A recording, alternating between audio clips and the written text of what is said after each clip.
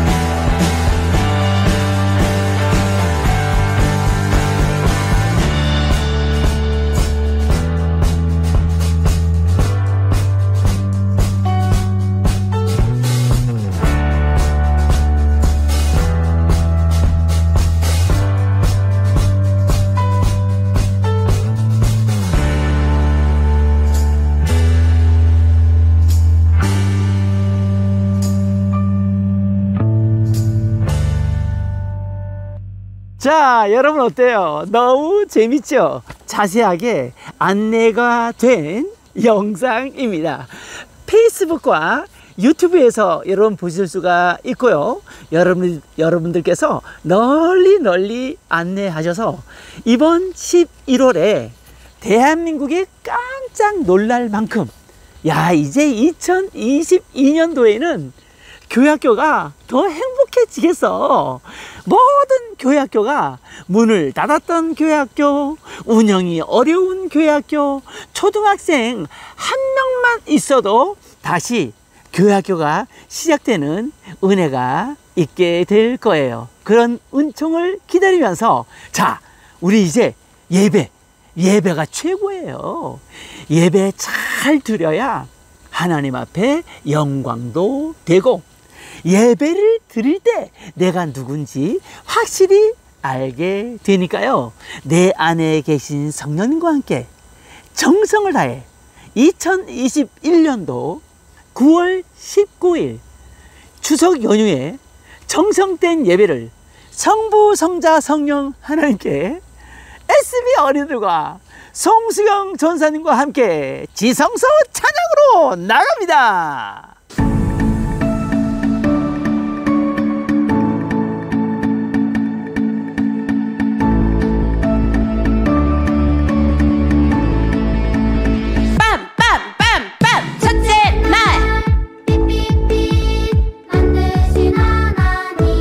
말씀으로 이 세상을 만드신 주 찬양해. 둘째 날 하늘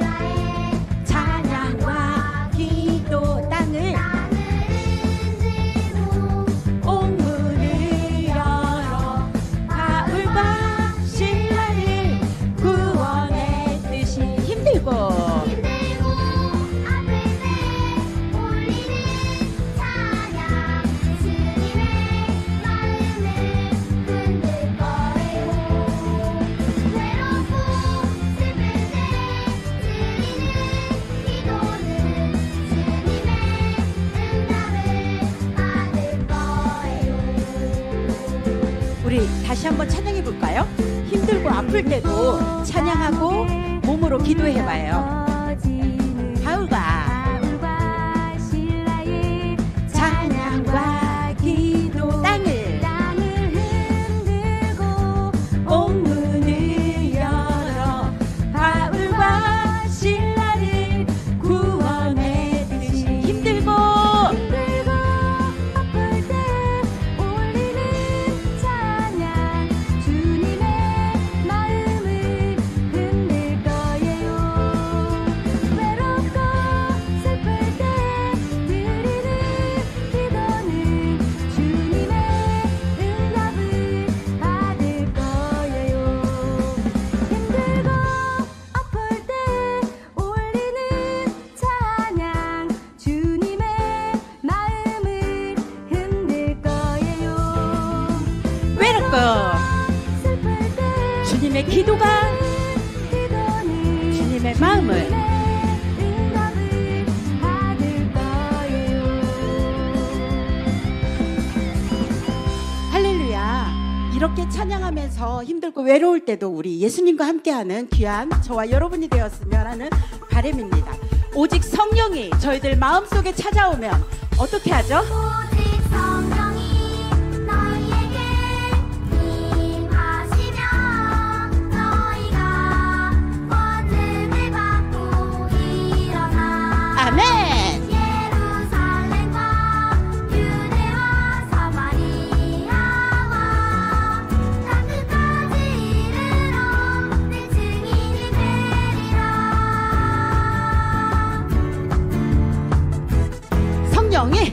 성령이 내게 임했네. 이제 나 완전히 변했어.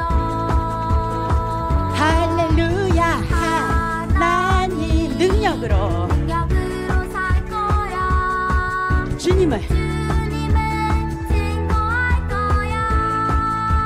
아멘. 오직 성령이 너희에게 임하시며 너희가 권능을 받고 일어나 아멘. 예루살렘과 유대와 사마리아와 땅끝까지 이르러 내 증인이 되리라. 성령이 내게 임했네.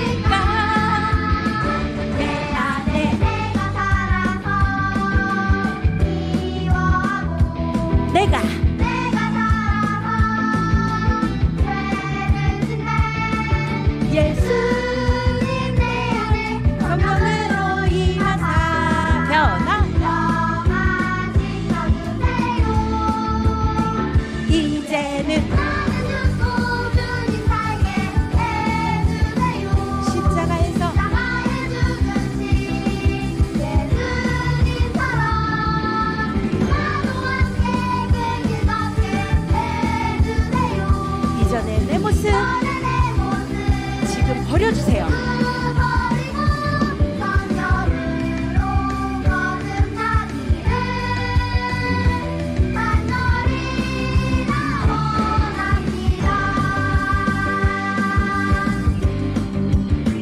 내 안에 내가 살아서 화를 내고 내가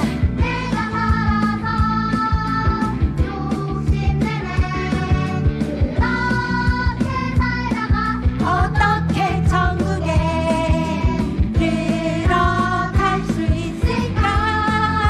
아멘.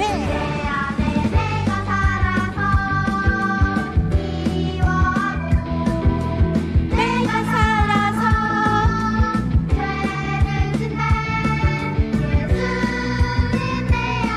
성령으로 임하사 변화시켜주세요. 이제는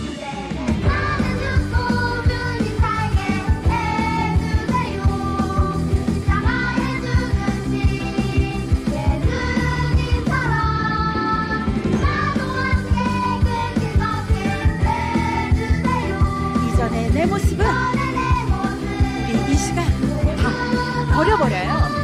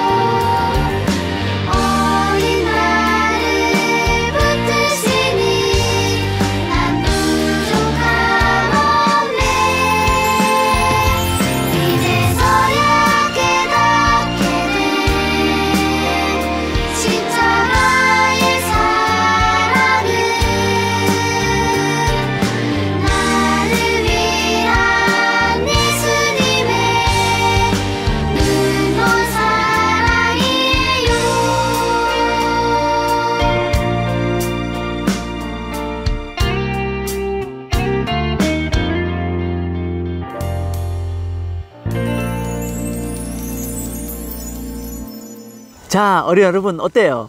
역시 오늘도 SB 어린이들과 이렇게 하나님의 임재를 느끼는 멋진 찬양을 하는 여러분 정말 귀하고 귀합니다.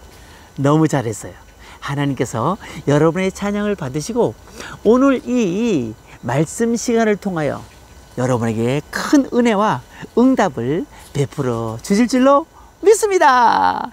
추석 연휴에 마음 들뜨지 말고 오늘 하나님께서 나에게 주시는 말씀이 무엇인가 반드시 찾아내야 되겠죠? 자, 그럼 우리 오늘 설교 제목을 보도록 합니다. 자, 오늘 신약 성경에 세 번째 인물이 나오게 됩니다. 지난주에 요셉, 마리아, 그리고 오늘 과연 누굴까요? 설교 제목에 그 힌트가 있답니다. 자, PPT 봅니다. 시작. 예수님의 오심을 준비한 세례 요한. 한 번 더. 예수님의 오심을 준비한 세례 요한. 아, 글쎄, 항상 목사님이 이 설교 영상을 이렇게 촬영할 때 지난주까지는 쓰르나미가 같이 아주 기쁘게 말씀을 들었는데 오늘은 예쁜 새들이 짹짹짹 거리며 여러분과 함께 예배를 드리고 있네요. 아, 참 행복한 시간이에요. 자, 그럼 세 번째 인물 세례 요한이라는 것을 알았습니다. 자, 그럼 더 구체적으로 우리에게 주시는 하나님의 살아있는 말씀을 보도록 할까요? 신약성경 마가복음, 자, 찾았나요? 1장입니다. 마가복음 1장 6절에서 8절까지의 말씀입니다. 자, 찾으셨으면 6절부터 같이 봉독합니다. 시작. 요한은 낙타털 옷을 입고 허리에 가죽띠를 띠고 메뚜기와 석청을 먹더라. 7절. 그가 전파하여 이르되 나보다 능력 많으신 이가 내 뒤에 오시나니 나는 굽혀 그의 신발끈을 풀기도 감당하지 못하겠노라. 참 겸손한 말씀이네요. 8절입니다. 나는 너희에게 물로 세례를 베풀거니와 그는 너희에게 성령으로 세례를 베푸시리라. 자, 오늘 본문에서 벌써 주인공이 어떻게 살고 있는지, 자, 그리고 어떤 특징이 있는지 눈치를 챘을 거예요. 자, 그럼 요절 말씀 8절입니다. 다시 한번 봉독해 봅니다. 여기서 나는 할 때 요한이죠. 그 다음 줄 그는 누굴까요? 그래요. 네, 제주 어디예요? 네, 좋아요. 네, 창원? 좋아요. 네, 동탄? 좋아요. 충주 어린이? 좋아요. 전 세계 전국 어린이들이 목사님 설교를 지금 많이 보고 있어요. 여러분 친구들에게도 계속 알려줘야 해요. 그것이 전도예요. 자, 8절 봉독합니다. 시작. 나는 너희에게 물로 세례를 베풀거니와 그는 너희에게 성령으로 세례를 베푸시리라. 아멘. 이는 하나님의 말씀입니다. 사랑하는 어린이 여러분, 자, 갑니다. 저 박연은 목사의 설교의 대상은 누군지 알죠? 바로 여러분, 초등학교 1학년부터 6학년이에요. 그리고 학부모님들. 그래서 엄마 아빠랑 목사님 설교를 듣고 서로 이야기할 수도 있겠죠. 그러면 이제 예수님의 놀라운 진리 두 가지를 얘기할 건데, 예수님의 진리에 대해서 예수님이 이 땅에 왜 오셨는지는 목사님이 여러 번 강조했기 때문에 여러분이 잘 알고 있을 거예요. 힌트, 마태복음 1장 21절 읽어볼게요. 아들을 낳으리니 이름을 예수로 하라. 이는 그가 자기 백성을 그들의 죄에서 구원할 자이심이라 하니라 했어요. 자, 그러니까 예수님의 거룩한 진리, 예수님은 누구세요? 죄에서 구원할 자. 자, 두 번째 뭘까요? 두 번째. 자, 여러분이 오늘 요절에 힌트가 있어요. 오늘 요절. 자, 암송해 보면 답이 나오죠. 갑니다. 나는 너희에게 물로 세례를 베풀거니와 그는 너희에게 성령으로 세례를 베푸시리라. 성령 세례. 세례 요한이 정말 놀랍죠. 예수님의 12제자조차 성령 받고 난 후에야 성령을 알았는데, 예수님께서 활동하시기 이전에 예수님의 오심을 준비하고 있던 이 세례 요한은 자기가 누구인지를 정확하게 알고 있었어요. 그리고 자기의 일을 했어요. 자신은 물로 세례를 주어서 죄의 용서가 어떤 것이라는 것을 설명해 주면서 예수님의 할 일을 알려주면서, 예수님은 자기보다 더 엄청난 분인데 그분은 물로 죄를 용서해 주는 물세례뿐만 아니라 성령으로 세례, 불로 세례를 주시는 분이다 라고 예수님이 어떤 분이라는 것을 정확하게 세례 요한이 알려줬으니까요. 자, 그럼 우리는 여기서 예수님이 하시는 이 진리에 대해서 전혀 변할 수 없는, 진리가 우리를 자유하게 한다 그랬는데, 첫 번째는 죄에서 용서해 주시고 우리를 지옥에서 구원해 주시는 분은 돈 많은 부자도 아니요, 대통령도 아니요, 바로 우리 예수님이시다. 아멘? 이것을 믿을 때 우리는 천국 가는 거예요. 이것을 믿을 때 예수님 우리와 동행해 주는 거예요. 그 다음 두 번째 진리가 뭐예요? 우리에게 어마어마한 성령 세례를 주신다는 거예요.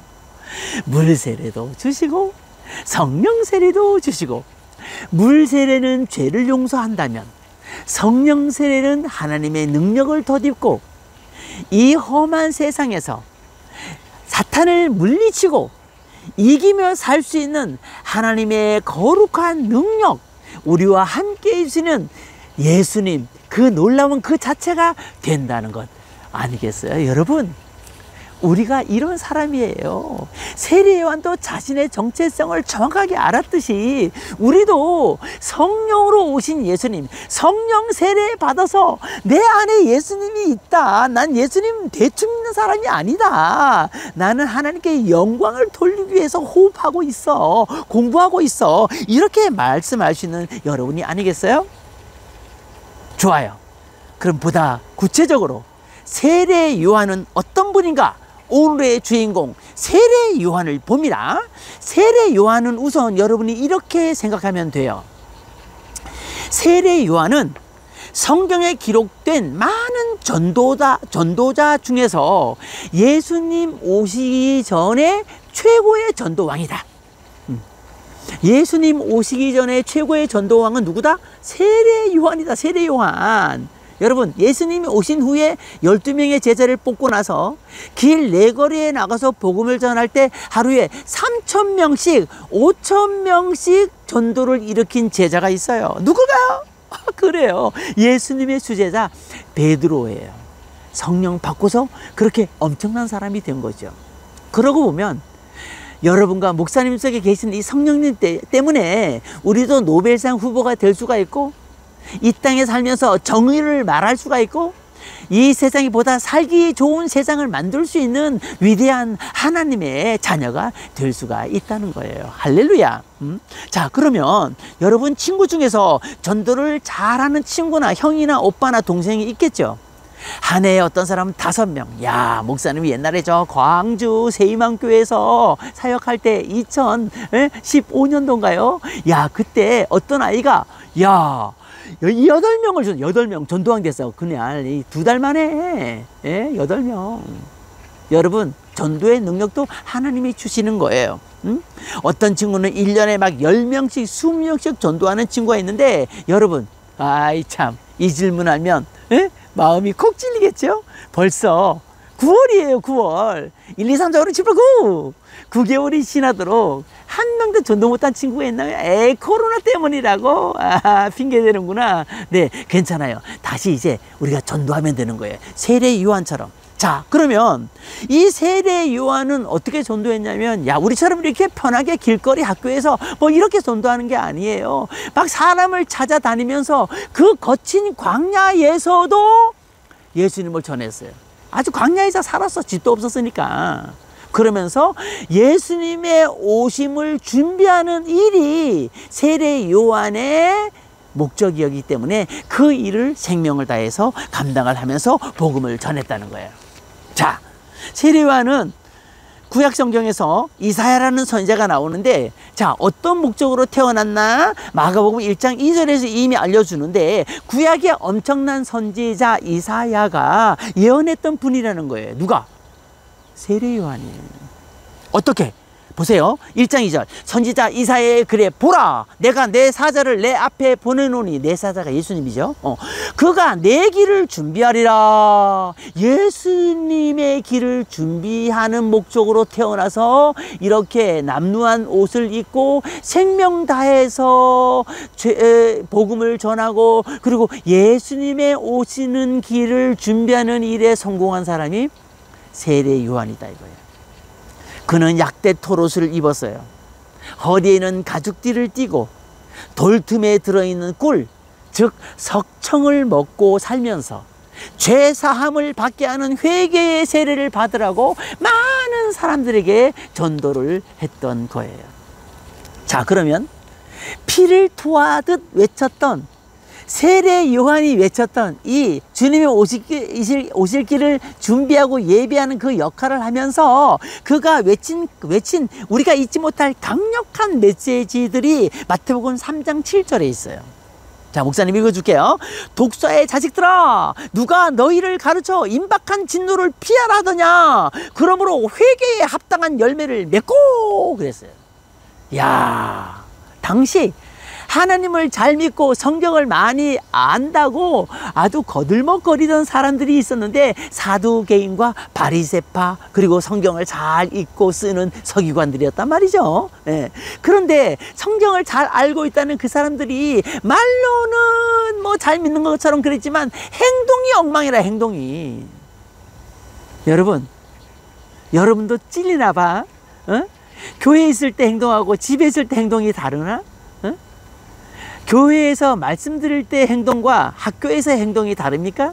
이것이 지금 한국교회 교인들이 저 세상 사람들로부터 기독교가 욕먹는 이유예요. 이중생활 한다는 거지. 예수님 믿는다고 하면서 나쁜 짓 도맡아서 하고, 예수님 믿는다고 하면서 나쁜 짓 계속 직장에서, 세상 속에서 선을 베풀지 못하고 이중적 생활을 하니까 한국 기독교가 세상 사람들로부터 손가락질을 받게 되는 거예요. 근데 세례 요한은 그러지 않았다는 거예요. 독사의 자식들아, 오히려 야단치면서 회개에 합당한 열매를 맺어라. 회개했다면 회개한 행동을 해라 이거지. 열매를 보면 나무를 알듯이. 말은 사과인데 열매는 배면 아니잖아. 그건 아니잖아.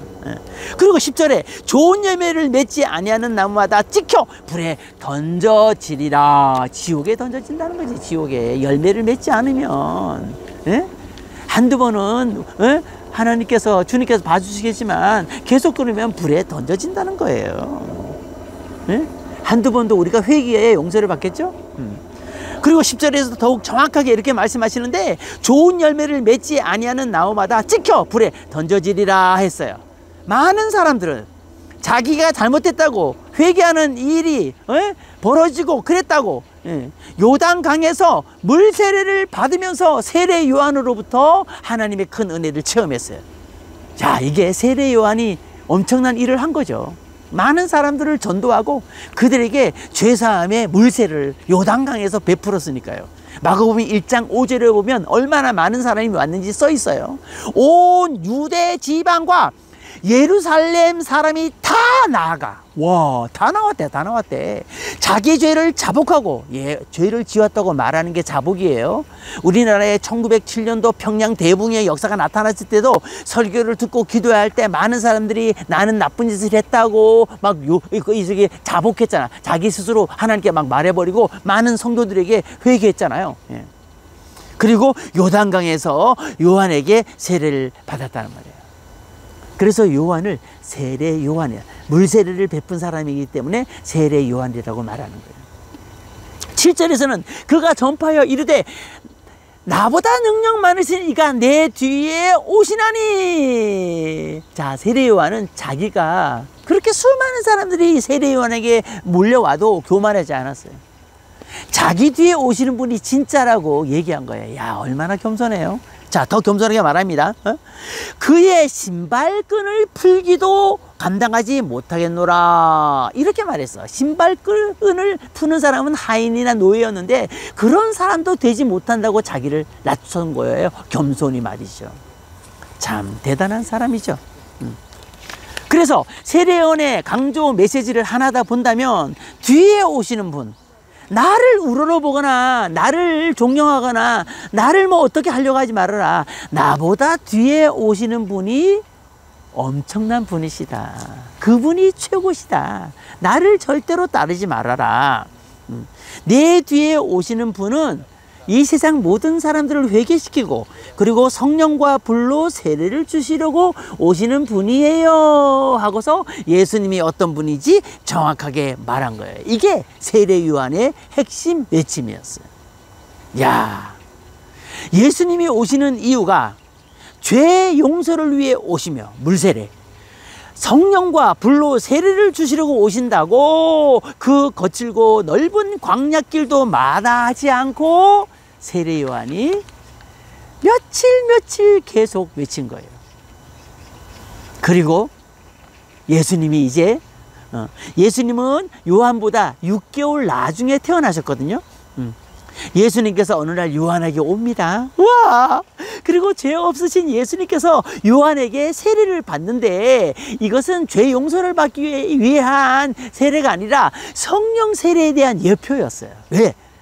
예수님께서 세례를 받을 때 세례요한이 뭐 안 된다고 했지만은 아니에요. 예? 저 해주세요 해가지고 이제 세례를 예수님께서 이제 물세례를 요단강에서 받잖아요. 그럴 때 이것은 다 목적이 있었는데 예수님이 하나님의 아들이라는 것을 그 모여온 모든 사람들에게 알게 하시려고 하나님께서 그렇게 하신 거예요. 자, 보세요.